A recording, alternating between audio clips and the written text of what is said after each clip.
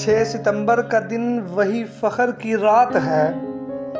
6 सितंबर का दिन वही फ़ख्र की रात है जब वतन की हिफाजत में जानी शहादत है। हवाएं गवाह है इन बहादुरों की, हवाएं गवाह है इन बहादुरों की जिन्होंने दी जान पर वतन से मोहब्बत है। सरहदों पर खड़े वो जुआन थे, सरहदों पर खड़े वो जुआन थे जिनके दिल में सिर्फ और सिर्फ वतन की हरारत है। खून से लिखी गई वो दास्तानें, खून से लिखी गई वो दास्तानें जिन्होंने मिट्टी को अमर किया, यह इज्जत है।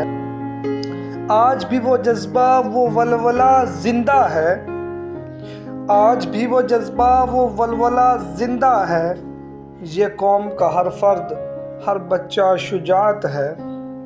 6 सितंबर का दिन हमें याद दिलाता है, 6 सितंबर का दिन हमें याद दिलाता है कि ये मुल्क हमारा है, ये हमारी अमानत है, ये हमारी अमानत है।